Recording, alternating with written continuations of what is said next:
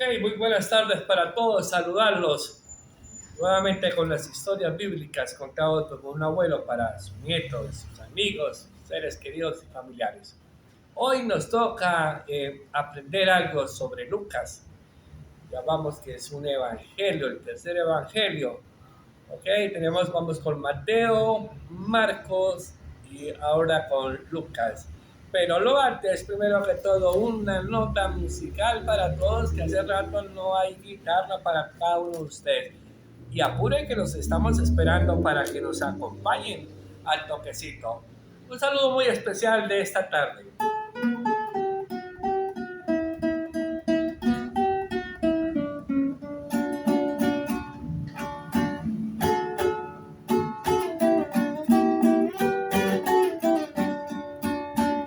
Es una alegría poder compartir con cada uno de ustedes.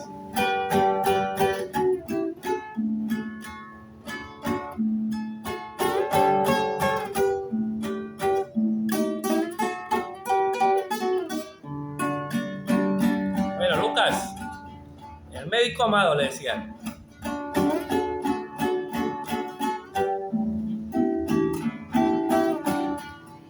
Lucas era el historiador, el que ciertísimamente decía él mismo que corregía, cotejaba, unía los periodos, las historias bíblicas para demostrar que Jesús es el Hijo de Dios, que Jesús es el Hijo del Hombre, que Jesús es el que vino y va a volver, que Jesús es testimonio de vida. Entonces por eso es un evangelio, el evangelista de Lucas. Ya llevamos con los antecesores que hemos podido analizarle la vida de ellos, que eran supremamente inteligentes, versados, estudiosos. Eh, Uno era, decían el publicano, porque él se encargaba de los impuestos, sabía de números, sabía de letras, ¿sí? Y el otro prácticamente también era un excelente narrador e historiador bíblico. Ahora con Lucas tenemos eso, le dicen el científico de la historia, o sea que hay que analizar paso a paso lo que Él nos quiere enseñar, nos quiere invitar.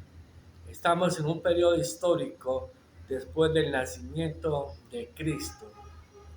Estamos hablando de historias bíblicas desde 2500 años antes de Cristo y 2023 años, que es el día de hoy, después de Cristo. Lucas está alrededor de eso, de la edad de Cristo, de 30 años, de 20 años en el nacimiento de Cristo. En ese primer siglo está la vida de este escritor bíblico, escritor de líneas sagradas, las escrituras sagradas, como muchos le llamamos. Entonces nosotros tenemos que ubicarnos qué era Israel, qué era Roma, qué eran todos los imperios que pasaron por esas tierras y los propósitos en esas tierras, porque allí se desarrollaron muchas historias, muchos mandatos, muchos preceptos y muchos eh, significados de cosas para nuestras vidas. Solo que nosotros tenemos que interpretarlos, tenemos que analizarlos y tenemos que atesorarlo y desarrollarlo en cada una de nuestras vidas para nuestro entendimiento y sobre todo para nuestra familia de porvenir, para nuestros hijos, en este caso, para nuestros nietos y nietos hacia el futuro. Un saludo muy especial.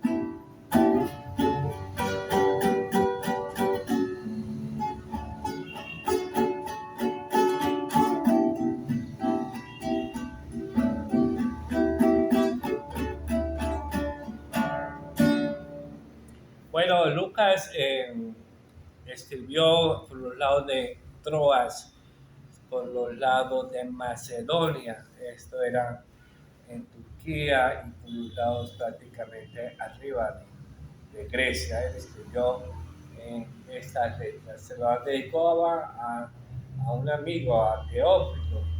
Le recomendaba, le hacía las ilustraciones respectivas frente a este tema. Bueno, este señor era incluso también eh, un intérprete en las letras, en los escritos. ¿Ya?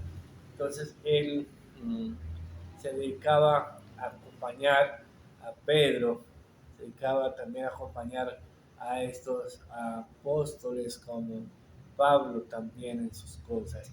Y así él iba dejando el mensaje de Cristo.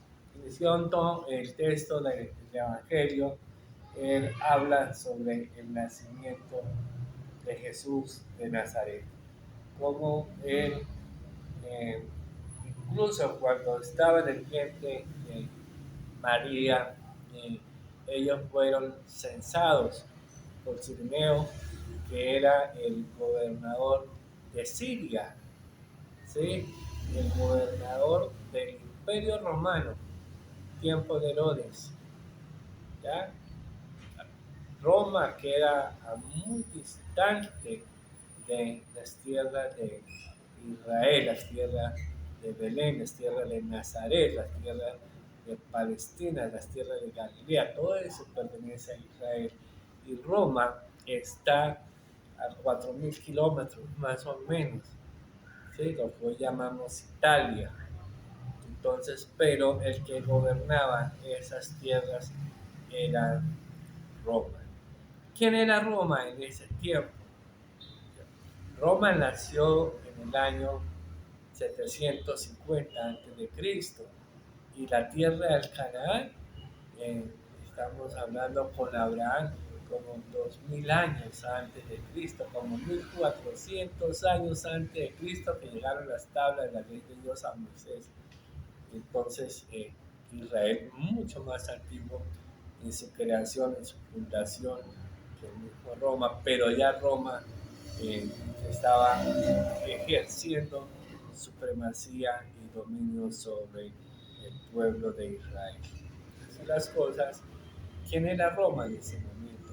Roma se inició en conjunto de 30 aldeas y ellos se eligieron como monarcas. Cuando es la monarquía son reyes.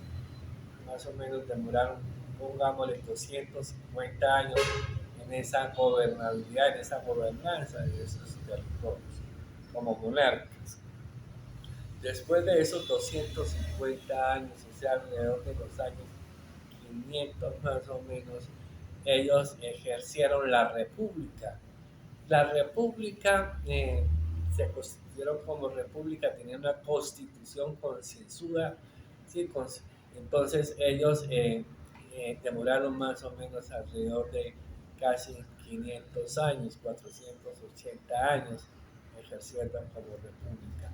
Y en el tiempo, 27 años antes de nacer Cristo, ellos se constituyeron como imperio. Entonces, por eso es que hablamos del emperador, los emperadores, ¿sí? De ese tiempo, Julio César, ¿sí? Y ellos tenían reyes como el rey Herodes. Posteriormente vinieron otros emperadores como el mismo Nerón, Calígula, todo eso del Imperio Romano ejerciendo dominio sobre estas tierras. Esto es más o menos cuando uno tiene su casa y es tomada a la fuerza. Entonces, alguien entra y gobierna a la fuerza la casa. Obvio que el que está adentro tiene que luchar a no dejarse quitar sus cosas porque ejerce un dominio natural sobre sus bienes, sobre su vida. Entonces eso trae grandes problemas y grandes conflictos. Entonces la tierra de Israel, la tierra prometida, al tiempo de Cristo ya habrán pasado casi imperios sobre ellas, incluyendo el Imperio Romano. O sea, es una tierra bastante sufrida, bastante batallada, bastante derramamiento de sangre, bastante esclavizadas, bastante pisoteada en su razón de ser, su idiosincrasia, su cultura.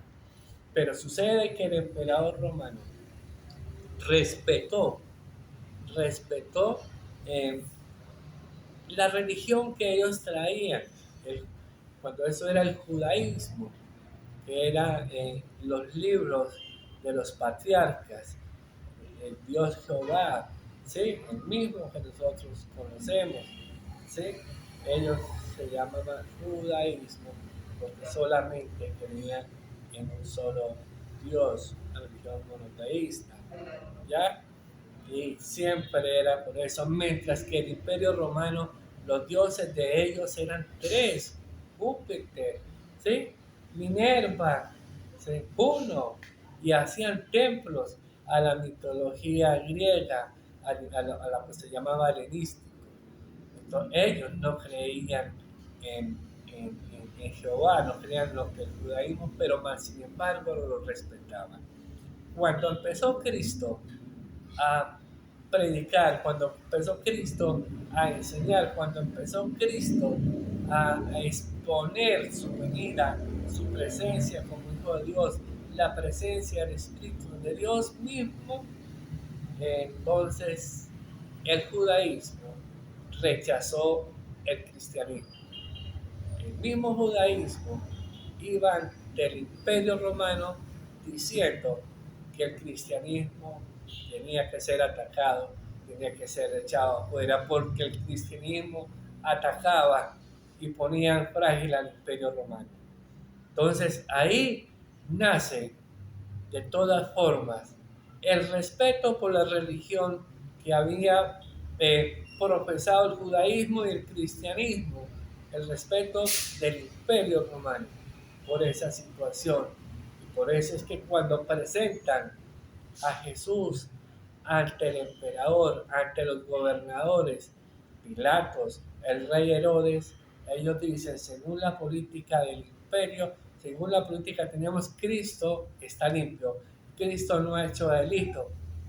Y los sacerdotes decían, sí, porque ha profanado, sí, porque ha atentado contra la misma religión de ellos. Entonces dijo, no, señora, ahí de ustedes. Entonces decían los sacerdotes, crucifíquenlo, crucifíquenlo. Cuando capturaron a Cristo, allá cuando estaba hablando, orando en el monte de Getsemaní, allá fueron los sacerdotes, ¿sí? Fueron los sacerdotes. Y fueron con la guardia, pero no con la guardia romana, que a veces se presenta para confusión. Fueron con la guardia del templo, que es diferente, la guardia que tienen los sacerdotes, ¿sí? Después que es presentado ante Caifás, es presentando ante Anas, que era el suegro de Caifás, ellos los remiten ya a Herodes, los remiten a Pilatos, pues ellos ya prestan el servicio de los soldados para darle el proceso debido al imputado, llamémoslo de esta forma.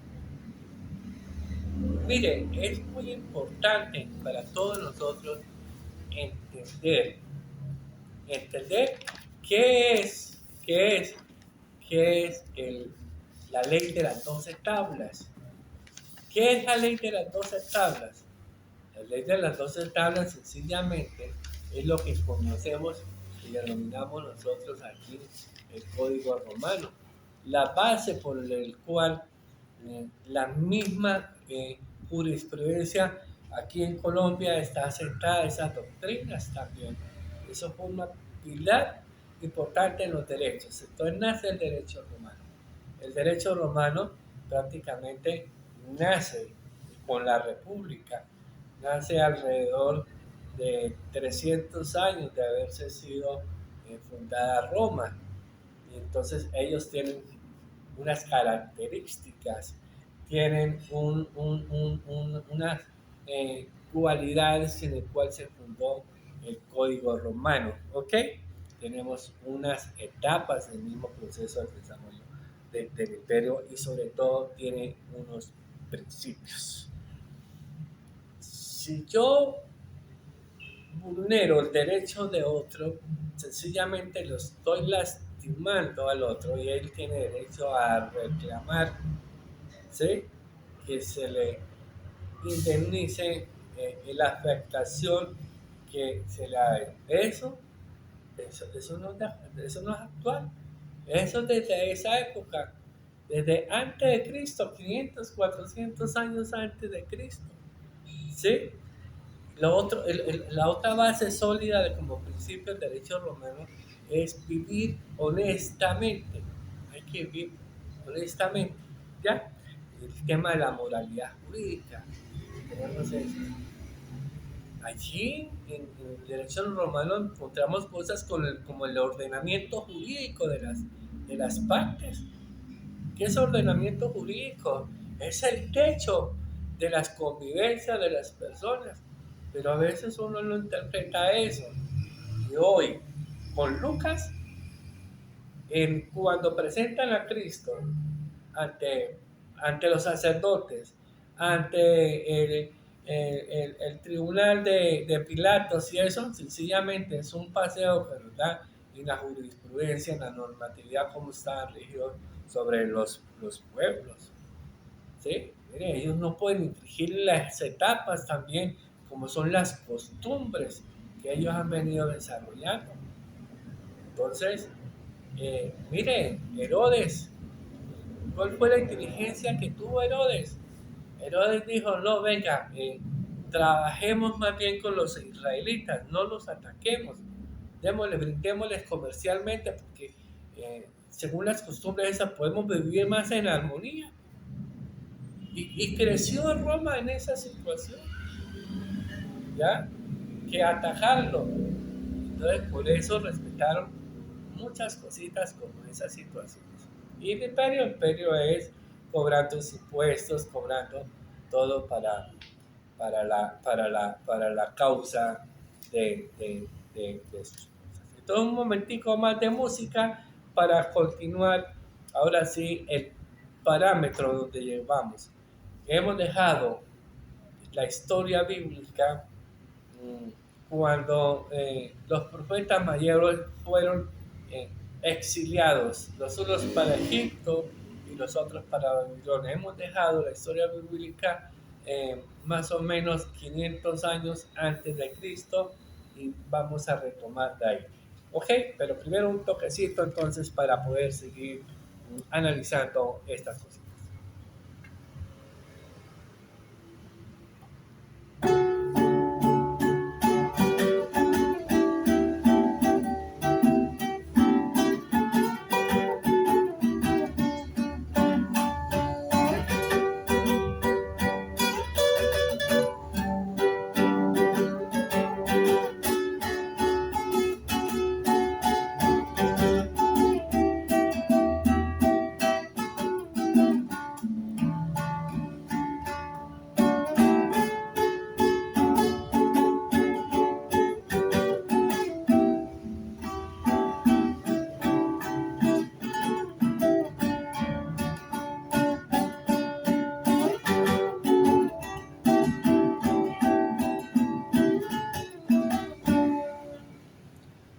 Bueno, yo espero que les esté gustando todo este paseo histórico de las Sagradas Escrituras.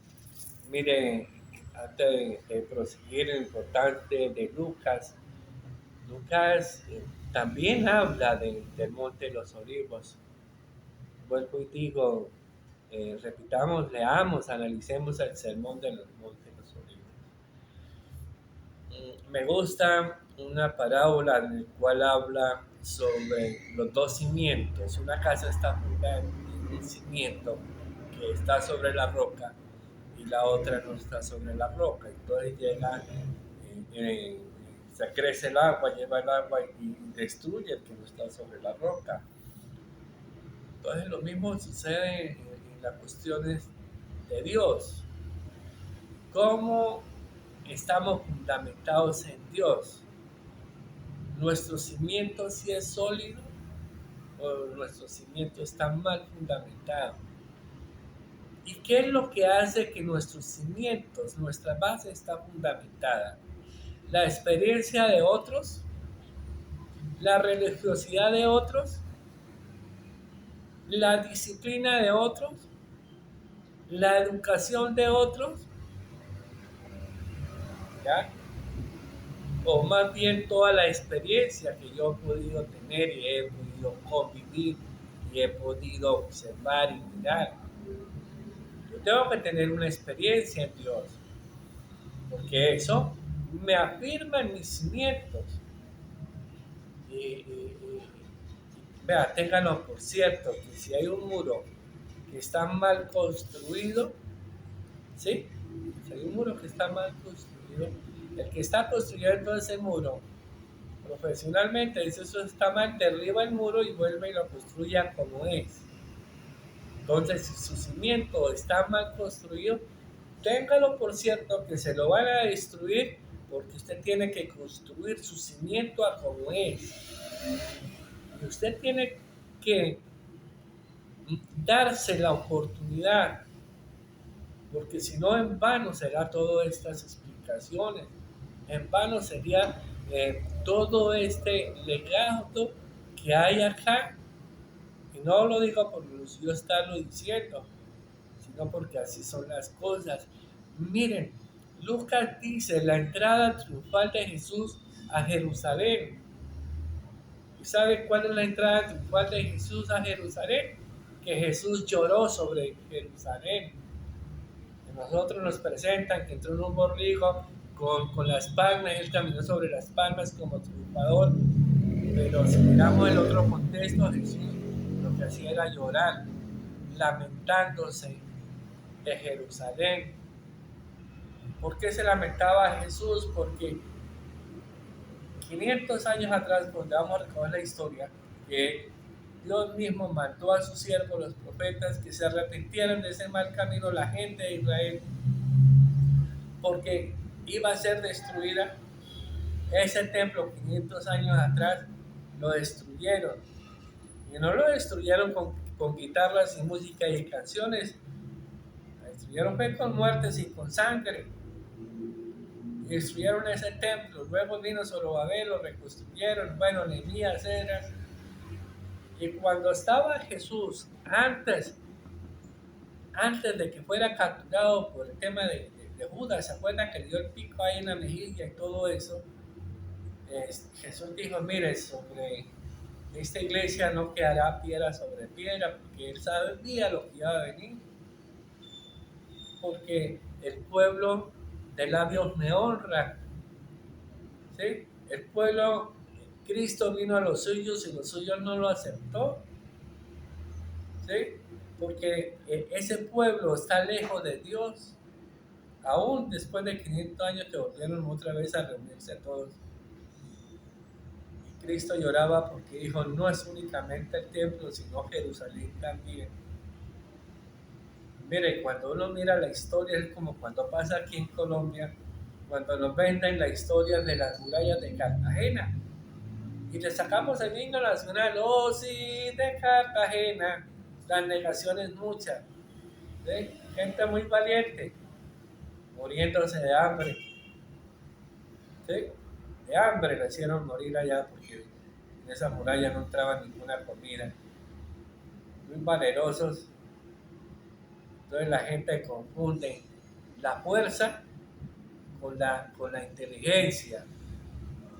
Lo que están administrando es muy fácil, coger la fuerza a los guerreros, cualquiera que sea, y mandarlos a una batalla que ofrenden la vida. Así como tenemos los soldados aquí en Colombia, muy fácil coger esa fuerza que ofrenden la vida y con una bandera los enterramos, porque amor a la patria. Y a veces las direcciones políticas es las que nos hacen sufrir tantas consecuencias y tanto derramamiento de sangre como nos ha tocado ver aquí en Colombia, lo que hemos sentido muchas cosas de esta. Entonces así pasó en Cartagena. Entonces cuando miramos que Jesús lloró sobre Jerusalén, Jesús estaba mirando, mire, cuentan los historiadores, que las batallas fueron tan grandes allá en el templo de Jerusalén, que eso eran ríos de sangre, ¿sí? Y luego no contentos con eso, se metieron a Jerusalén y con los mismos muertos unos sobre los otros, eran ríos de sangre. Fueron 3 años de lucha, con el templo fueron 3 meses, 4 meses. El tal Vespasiano eh, incluso el hijo, un emperador, estaba estrenando este señor. Y entonces Jesús estaba mirando lo que iba a acontecer 70 años más tarde. Y eso aconteció. Hubo mucha muerte. Hubo mucha muerte. Y vuelven otra vez los israelitas, los de Judá, los de Palestina, a salirse de esas tierras, muertos, masacrados y todas estas otras cosas. Entonces, esto para nosotros los colombianos tiene que ser un ejemplo, porque no son ellos. Si nosotros fuéramos israelitas y estuviéramos allá, yo creo que también estuviéramos actuando de la misma forma.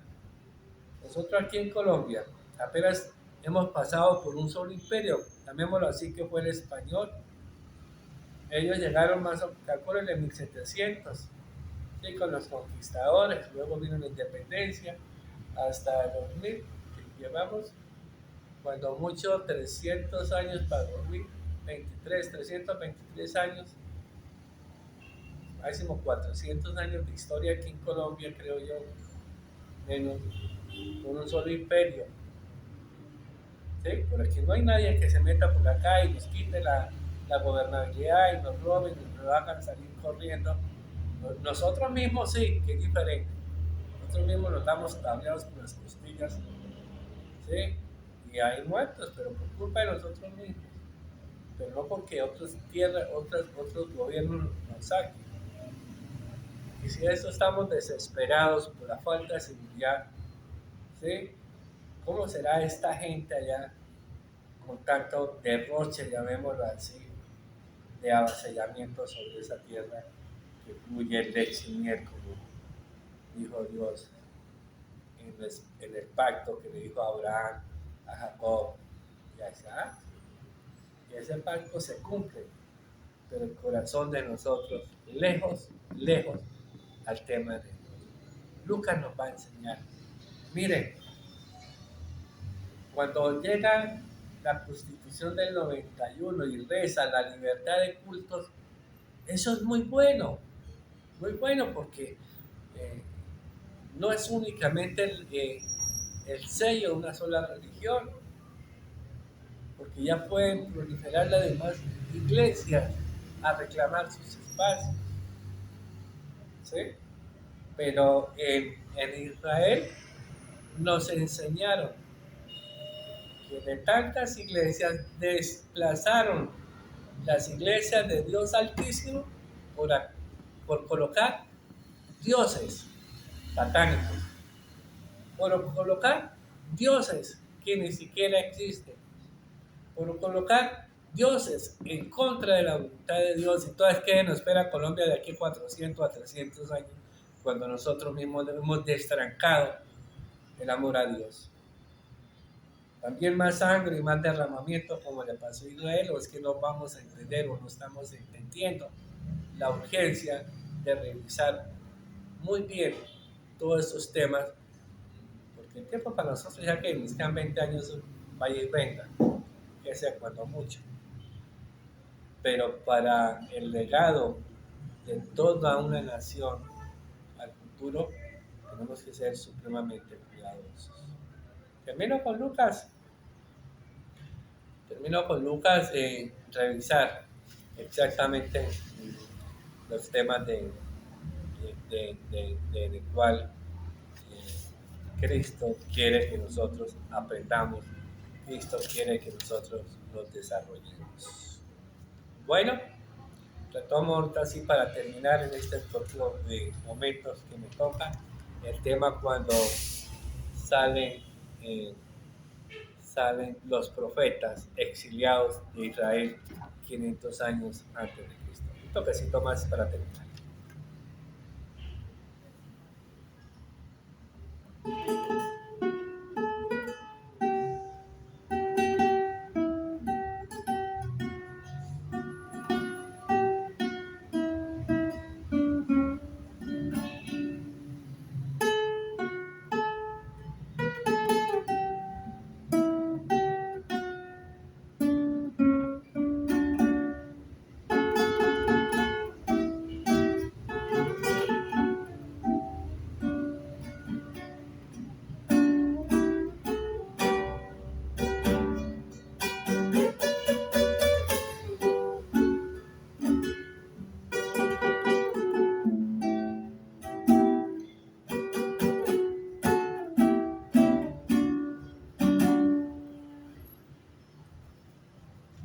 Bueno, ok,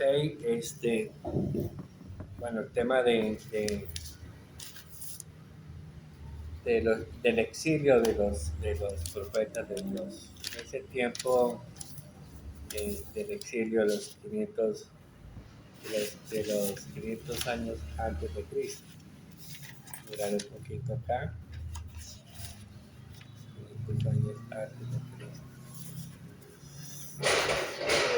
Tenemos que el rey de Persia, Ciro, le dice a Zorobabel que hay que reconstruir los templos. ¿Ok? En el tiempo tenemos el periodo helenístico. Ya próximamente en tema de Roma se llaman los patricios, los patriciados. Eran personas que estaban investidos del poder sacerdotal, el poder militar, el poder de gobernar.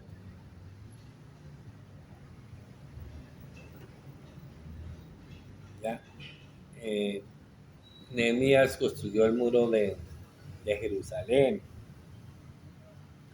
Alejandro Magno apareció por ahí. Ya vino el imperio asmorreo sobre Israel. ¿Ya? Y en el año 63, ya aterrizamos el año 63, aparece Pompeyo. Pompeyo es un militar romano que aparece en Israel. Aquí ya empezamos a acercarnos al nacimiento de los evangelistas, al nacimiento de Cristo, y ya empezamos a acercarnos ahora sí al Nuevo Testamento. ¿Ok? Lo dejamos ahí para terminar los evangelios con el último que nos falta, que es Juan. Un abrazo, espero me hayan comprendido la importancia de analizar la historia, vuelvo y repito, en un presente para meditar sobre él.